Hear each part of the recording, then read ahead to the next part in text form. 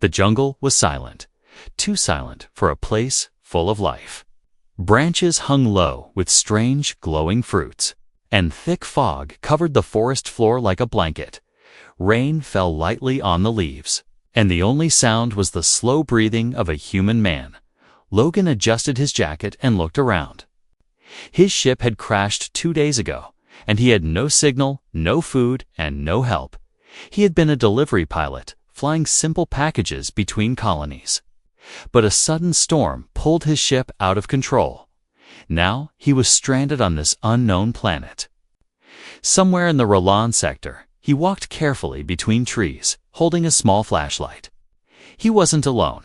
He had heard something last night, something breathing, something growling at first.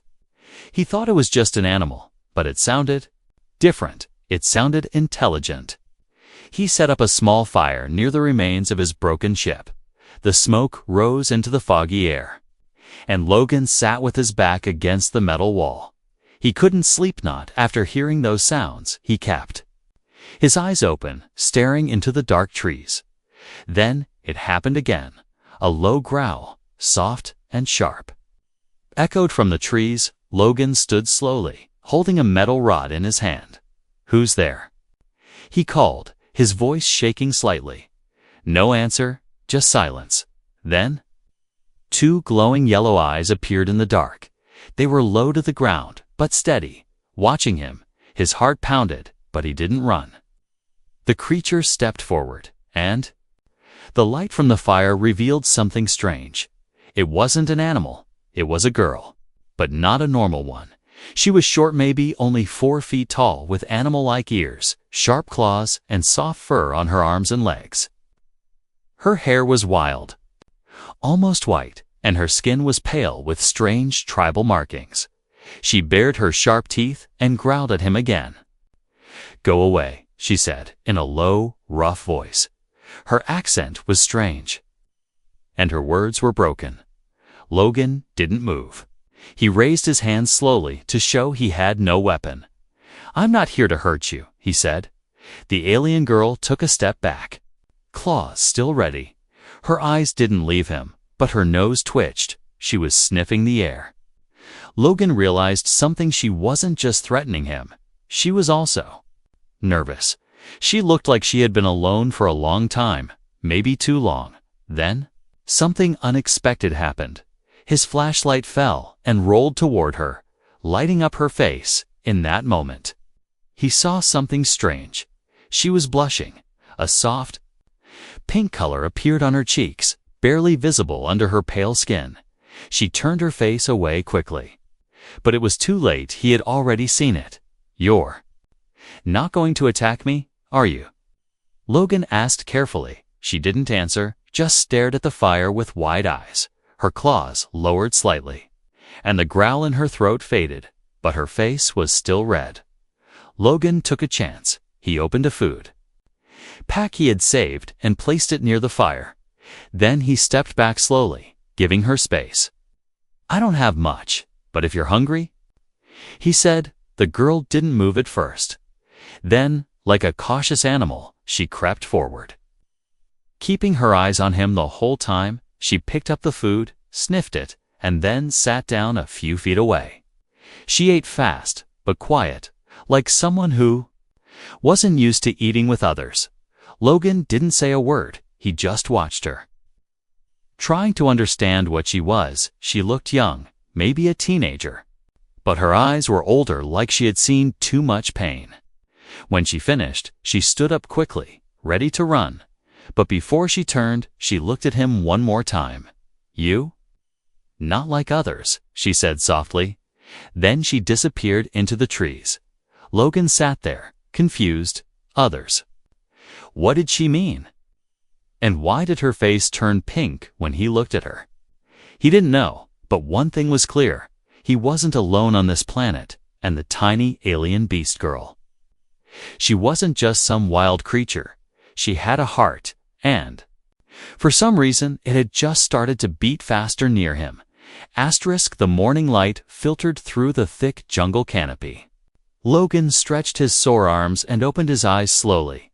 He hadn't slept well. not because of fear, but because of curiosity, that alien girl. The beast-like one with the glowing eyes and the shy blush had not left his thoughts. She had saved him from loneliness, even if only for a few minutes. He looked toward the tree line, hoping she would return. But there was only mist and silence still. Something inside him whispered that she was close. He picked up his broken comms unit and tried once more to send a distress signal. Nothing, no response, no hope of rescue. Logan sighed and started gathering some fruit he had seen the girl sniffing last night. If she trusted it, maybe it was safe. He placed a few pieces on a large rock near his campfire. Then, without turning his head, he said quietly, "You hungry again?" No sound came from behind him, but the fruit was gone 10 minutes later. Logan smiled to himself. He wasn't crazy. She was watching as the hours passed. Logan wandered further from his broken ship. He needed water and maybe some shelter in case. The storm came again, but as he moved through the vines and moss-covered rocks, he kept catching glimpses. A flicker of white hair, a shadow between the trees, a set of glowing eyes disappearing just before he turned around. She was following him, not like a predator, but like a shadow that didn't want to be seen. When Logan stopped near a small stream to fill his flask, he spoke again. "You don't have to hide, you know." No answer. But a few seconds later, he saw something strange. A set of clean leaves placed near a flat rock, arranged like a bowl. It was her way of helping. Maybe she didn't speak, but she was communicating. Logan sat down and waited. This time, he didn't want to chase her away. After an hour of quiet sitting, he finally saw her again. She stepped out from behind a thick tree, crouched low, claws slightly raised. Her wild hair was pulled back behind her pointed ears, and her golden eyes watched him carefully. She didn't growl this time. She just looked curious. "I'm Logan," he said slowly, pointing to himself. "Logan," he repeated. The girl tilted her head, blinking twice. Then she pointed to herself and said, "Kira." Her voice was soft, but rough, like she hadn't spoken in a long time. Logan smiled. "Kira," he said, nodding. A name was progress. He wanted to ask more, but didn't want to scare her. Suddenly, a distant screech echoed through the jungle, sharp and terrifying. Kira's ears twitched, and she hissed. Under her breath, without thinking, she jumped forward and grabbed Logan's arm, pulling him toward the trees. She was fast, stronger than she looked. He followed her without question. They hid in a small crevice behind thick roots, her body close to his. Logan could feel her breathing fast. Panicked, whatever made that sound. It scared even her. The screech came again, followed by the sound of large wings flapping above the trees. Some kind of flying beast, hunting. Logan held his breath, trying not to make a sound. Kira's claws gently touched his arm, not to hurt, but to comfort. When the sound passed, they waited a few more minutes before crawling out. Logan looked at her, eyes wide. "Thank you," he whispered. Kira didn't respond, but her cheeks were pink again that night, back at the camp. Logan lit a small fire again. Kira sat on a rock across from him, not too close, not too far. She didn't speak much, but he noticed something every time he looked away. She looked at him every time he looked back. She turned her face quickly, blushing again. It was cute, but also sad. She wasn't used to kindness. He shared more food, and for the first time, she took it from his hand directly. Her fingers brushed his, and she jumped slightly, as if shocked. Logan chuckled softly. "I'm not going to bite," he said. Kira looked down, embarrassed. Later that night, Logan was writing in his broken ship's logbook. He paused and looked toward the trees. She was there again, sitting on a branch, silent as a cat. He called out gently, "Why are you watching me?" No answer, just silence. But the next morning, when Logan opened his eyes, he found something sitting beside him. It was a small animal, bone cleaned and tied with a string like a necklace. A gift from her. She couldn't say the words, but her actions spoke louder. She was no longer growling.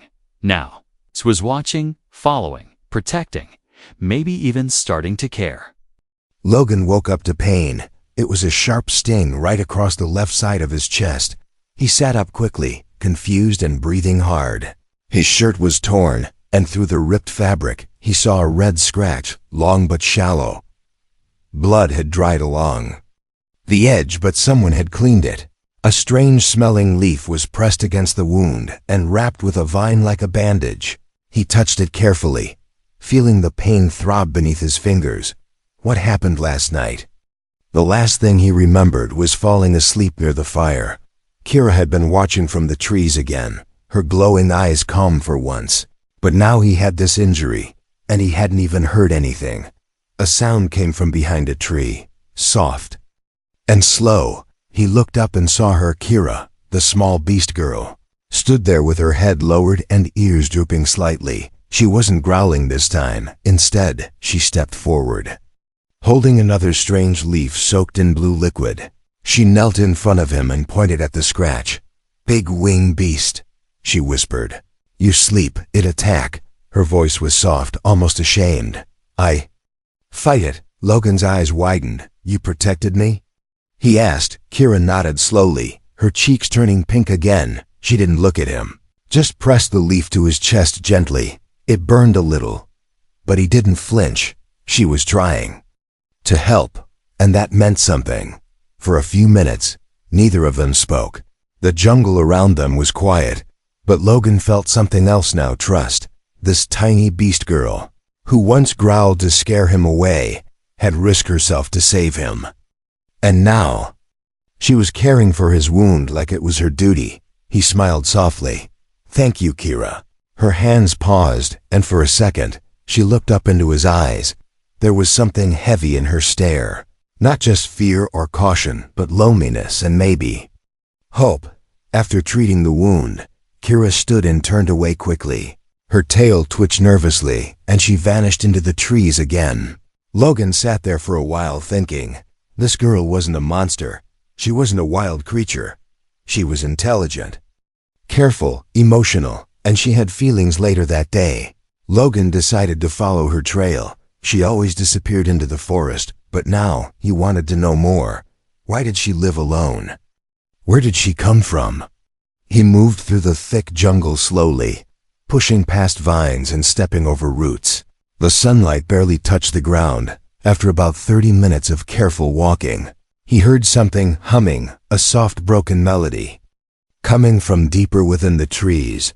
He followed the sound and came to a large stone wall, almost hidden by moss. A cave entrance was carved into the rock, small and narrow, just her size. Inside the cave, drawings covered the walls. They weren't words but pictures, stories painted in colors made from plants and ash. He stepped in carefully and looked around. One image showed a group of small beast-like children playing in a field. Another showed large alien ships arriving, weapons raised. Then the next drawing made his heart sink. It showed the beast children running, hiding, while others were taken or killed. And in the corner, one small girl stood alone, crying. He recognized the white hair and glowing yellow eyes. "Kira," he whispered. She had lost everything. Suddenly, he heard a soft growl, not loud or angry, but surprised. He turned and saw her standing at the cave entrance, eyes wide with shock. Her hands were clenched, claws extended slightly. "You follow me," she said, voice tense. Logan raised his hands. "I wanted to understand, that's all." Kira looked at the drawings, then at him. She seemed frozen, unsure if she should run or speak. "I'm sorry you were hurt," Logan said. "But you're not alone anymore." He stepped forward slowly. "You saved me, Kira. I want to be your friend." The word friend seemed to hit her like a wave. Her eyes widened. Her breath caught in her throat. "No one say that word," she whispered. Her knees trembled, and she dropped to the cave floor, tail wrapped tightly around her legs. "I am monster," she said softly. "Not meant for friend." Logan shook his head. You're not a monster, not to me. He sat down beside her, not touching her, just close enough to share his warmth. She didn't run this time. Instead, she sat silently, her body shaking slightly. Then she looked at him, tears shining in her glowing eyes. And there it was again, her cheeks turning pink, even as she wiped her tears. Logan smiled gently. I think you're brave, Kira, he said, and maybe beautiful too. Her head snapped toward him, shocked. She made a small, confused sound, and then quickly turned her face away, but not before he saw the full blush spreading across her cheeks and the tips of her ears. Asterisk. The night air was cold, and Logan sat near the weak fire. The jungle around him made strange noises, hisses and chirps from animals he didn't know. But he wasn't afraid anymore, because she was there, even if he couldn't see her. He didn't know exactly where.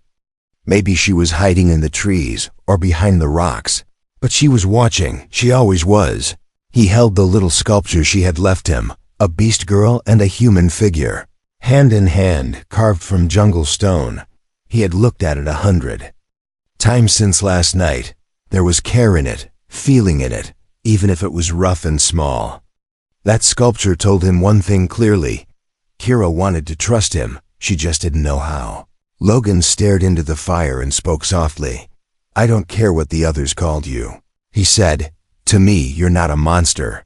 There was silence, but then leaves shifted behind him, and the softest voice answered, You don't fear me? He turned slowly, and there she was, half hidden in the shadow of a tree. Her eyes glowed softly in the dark, her claws at her sides. Her fur-covered tail moved slowly behind her. I should fear you, Logan said honestly. You're strong, fast, and can fight monsters, he smiled. But no, I don't. Kira blinked, confused. She stepped closer. Just 2 small steps. Why? She whispered. Why not? Logan stood up, careful not to startle her. Because, he said, I see someone brave. Someone who helped me even when I didn't ask. He looked straight into her eyes. I see a friend. The moment he said it, something changed in the air. Kira's whole body froze. Her claws twitched and her tail snapped still. Her glowing eyes widened, like he had spoken a forbidden spell. No, she said quickly, her voice shaky. Not that word. Her hands came up, fingers curled, almost like she was scared to even hear it again. Why? Logan asked gently. What's wrong with friend? Kira stepped back, her breathing fast. Because they say it before hurting, she whispered. Humans, aliens, all say it. Then they lie. Her voice cracked like broken glass. They call my mother friend, then kill her. They call my brother friend, then take him in cage. She looked at Logan with eyes filled with memory and pain. No more that word, she said, voice almost broken. It is poison, Logan's chest felt heavy, so that's why she reacted like that. The word friend meant betrayal to her, not comfort. He sat back down slowly. I'm sorry, he said quietly. I didn't know it hurt you. Kira didn't speak. She stood in silence, like a statue made of fear and old pain. Then slowly, she sat on a rock nearby.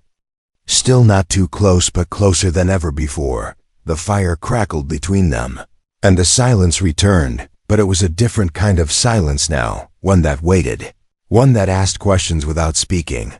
I won't use that word again, Logan promised, but I want to show you what it really means.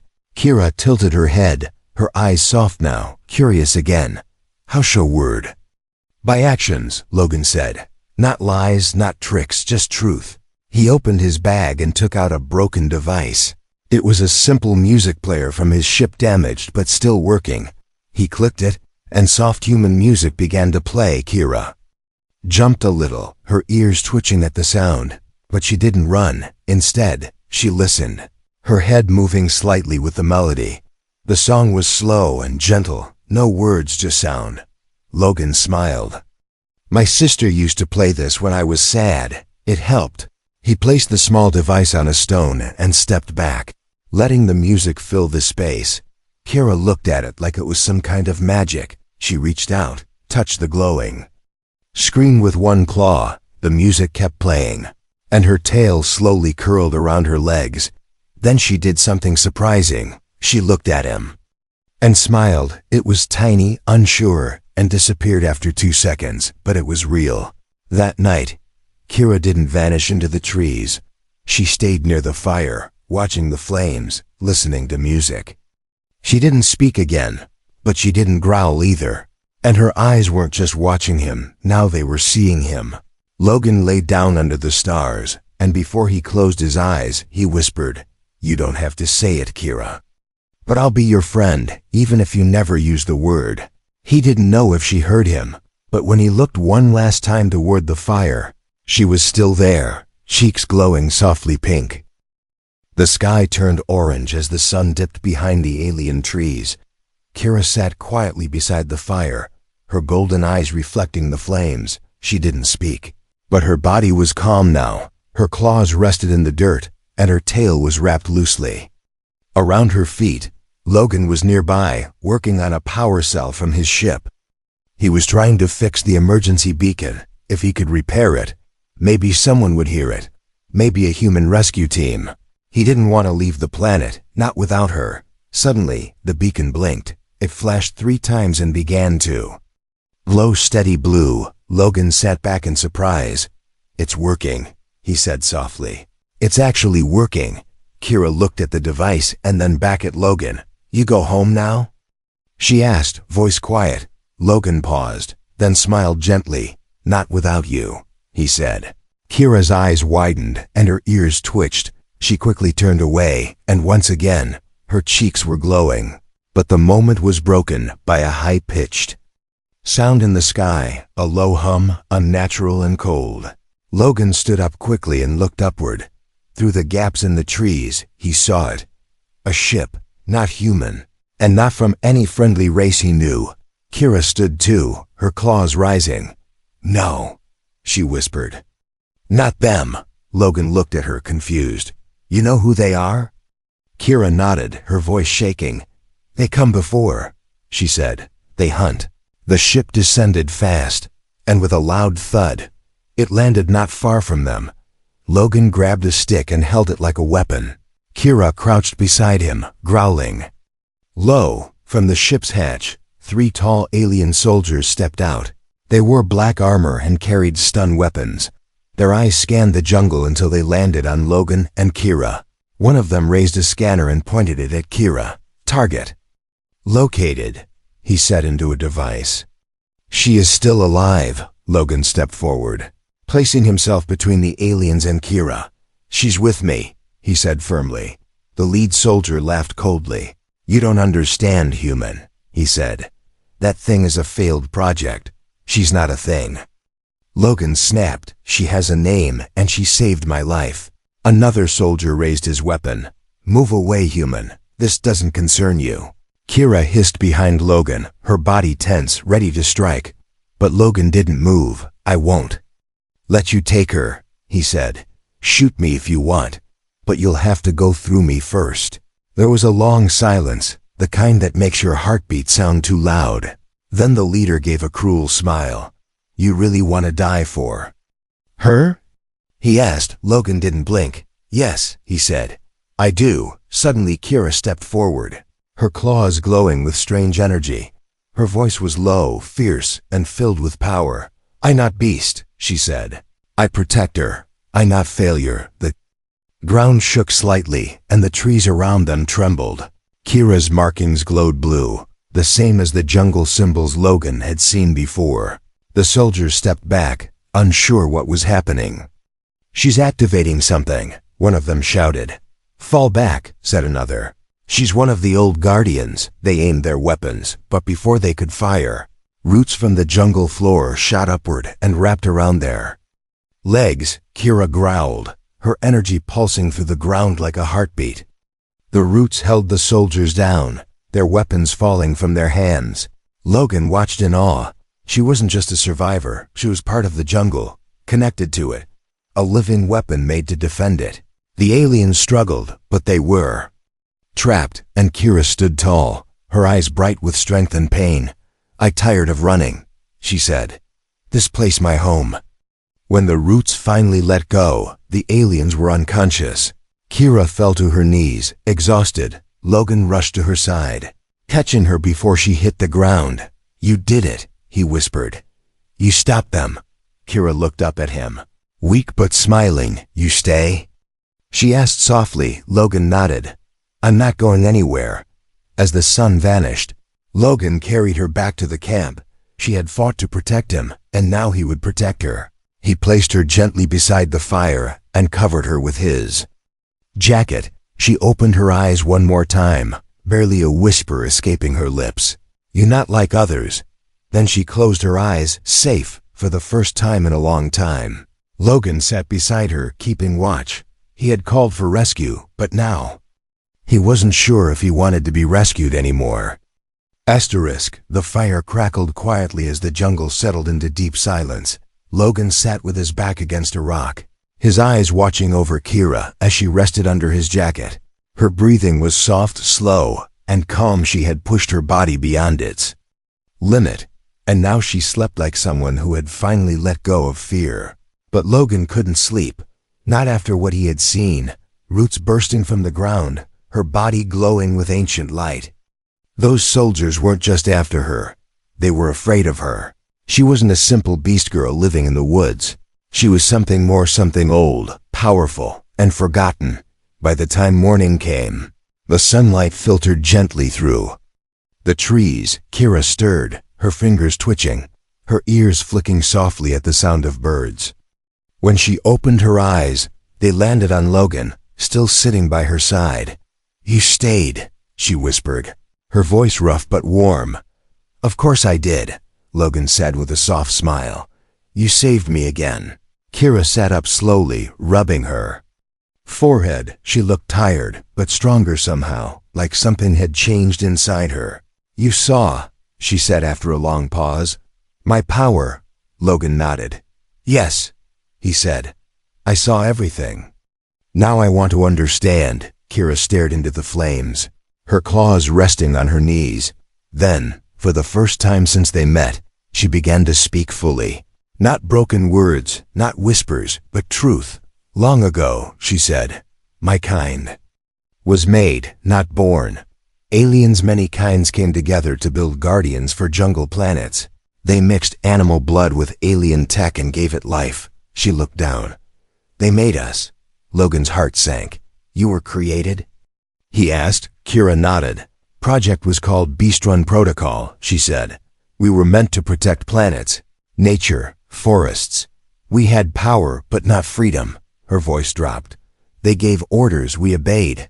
But then one day, we said no." Logan leaned forward, listening closely. "We wanted names, not numbers," she said. "We wanted to choose. But the creators called us broken. They sent soldiers to erase the program. Most of my kind were destroyed." Kira's eyes shimmered, not from power this time, but from memory. "My mother was strongest," she said. "She hid me in the trees. She fought them. But they burned her." Her hands clenched in the dirt, claws digging deep. "I ran for years," she whispered. "No voice, no name, no light. Just hiding, growling, surviving. But then you came." Logan's throat tightened. He didn't know what to say. So he reached into his pack and pulled out a piece of dried fruit. He handed it to her. A silent thank you, a silent promise. She took it and gave a tiny smile. "You listened," she said. "No one ever listened before," Logan nodded. "I'm not here to control you, Kira. I just want to know you." Kira looked at him long and hard. Then she did something she had never done. She moved closer, sat beside him, not across the fire, not on a tree branch, but next to him. "Do you think I'm a monster?" she asked. Logan shook his head immediately. "No," he said.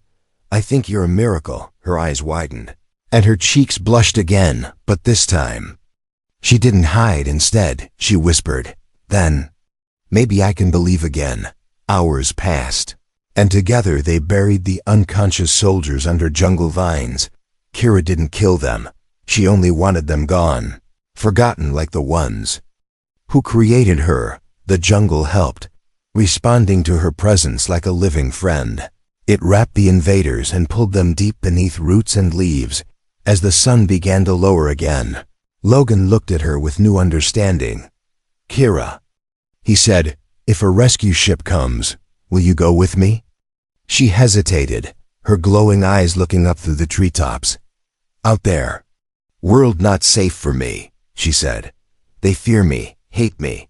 Logan touched her hand gently. "Then we go where no one can find us," he said. "Or we stay. Here, together." Kira blinked. "You would stay?" He smiled. "With you?" "Yes." She looked away quickly, her heart racing. "I never had choice before." She whispered. "Now you do," he replied. That night, she sat closer to him than ever before. Their shoulders touched as the music from his broken device played softly between them. The stars above didn't feel so far anymore. She wasn't just a beast girl in the jungle. She was a protector, a fighter, a survivor, and now she was someone who finally had a choice. The stars above the jungle were brighter than ever. Logan lay on his back, eyes on the sky, while the soft beat of music played beside him. The device he'd repaired kept repeating the same calm tune, but he didn't mind. Kira was beside him, close enough that their shoulders touched. She had never stayed this close before. But tonight was different. After sharing the truth of her past, after fighting beside each other, a wall had broken between them. The fire crackled quietly, and she sat with her knees pulled close to her chest. Her wild white hair glowed faintly in the firelight, and her glowing yellow eyes stared into the sky like she was searching for something. "Kira," Logan said softly, "do you ever wonder what you'd be doing if things had been different?" She looked at him, confused. "Different?" "Yeah," he said, turning to face her more. "If you hadn't been created, hunted, forced to hide." She blinked slowly, then looked away. "I not know," she said, her voice distant. "I never think about different. I only think about next, always surviving." Logan nodded. "I get it," he said, "but you don't have to just survive anymore. You can live now, Kira." She stayed quiet for a moment, then she whispered, "Live like you?" He smiled. "Maybe not like me," he said, "but in your own way, free." Kira tilted her head. "You say nice things," she said slowly. "You always say warm words." Then she looked down at her hands. "Why?" Logan was quiet for a moment, then he said it. "Because I think you're beautiful."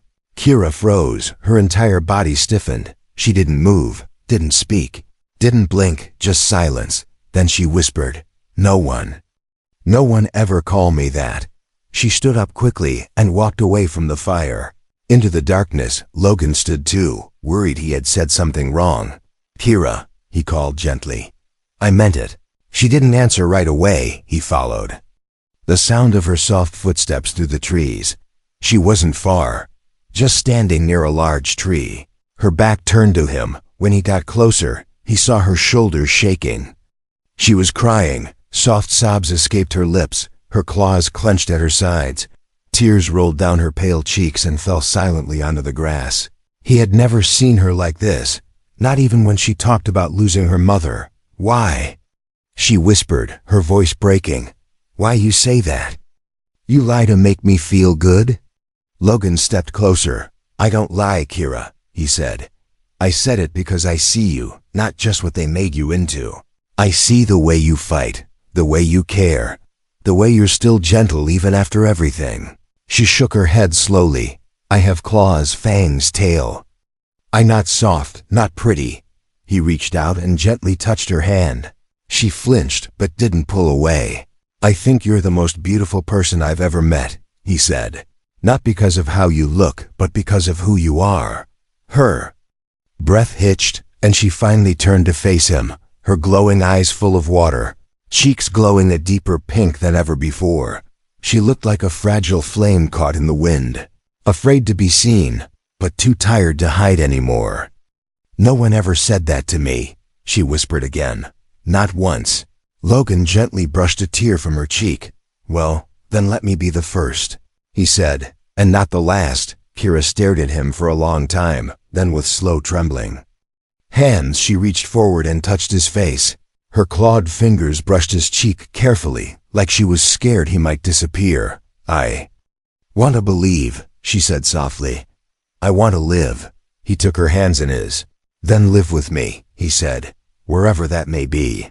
If a rescue team comes, we'll decide together. If no one comes, we make this place our home." Kira nodded slowly. "For first time," she said, "I'm not afraid of tomorrow." They stood there, in the quiet of the jungle, holding each other's hands. No more growls, no more hiding, just silence, peace, and hope. As the music still played in the distance, they returned to the fire together. Kira rested her head on his shoulder and closed her eyes. Not because she was tired, but because she finally felt safe. Logan looked up at the stars. Again, he had come to this world as a lost pilot, but now he had found something more. He hadn't just fixed a broken signal or survived the wild. He had found someone no one else dared to know, someone who growled at first, but who now blushed.